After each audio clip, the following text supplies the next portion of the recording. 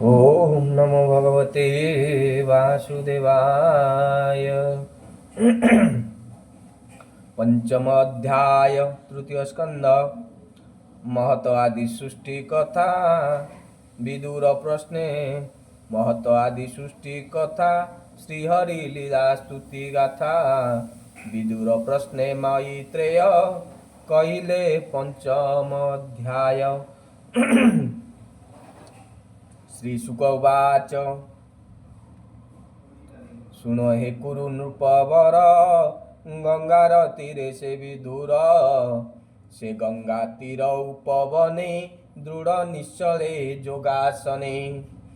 अगाध बोध ब्रह्म ऋषि वृक्षर मूले छन्ति बसी मैत्रेय नाम ताहांकर तेजे की विराजे भास्कर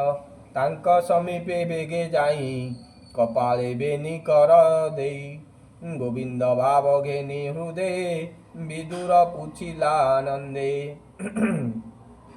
विदुर वाच भो ब्रह्म मुनि मोते कह ये मोर मनरे संदेह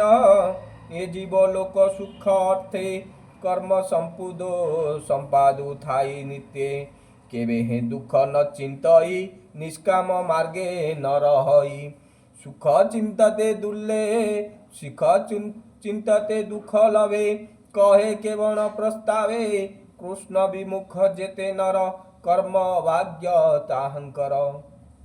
वंचित गुरु धर्म दीक्षा काहू पाइबे सुख वांछा कृष्णर अनुग्रही जने भूत भविष्य वर्तमाने तांक कुशल आचरन्ति क्षेमण संसारे भ्रमन्ति हे साधु जनकर सार कह साधु मार्ग विचार जे मार्गे कृष्ण को आराधी प्राणी लभंती सर्वसिद्धि से हरि भक्ति अनुगते बसंती भक्त हृदगते निर्मल चिते ज्ञान कहे जन्म मरण ताप दहे से हरि नाना अवतारे संसारे जेते कर्म करे स्वतंत्र त्रैलोक्य ईश्वर ब्रह्मा शंकरे अगोचर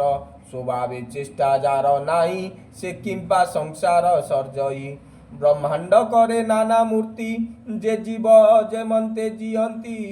जीवन को हृदय भरी सोए केवल आत्मा तंत्रे रहे जोगेश्वरंक अधीश्वर जेमंते बहुत प्रकार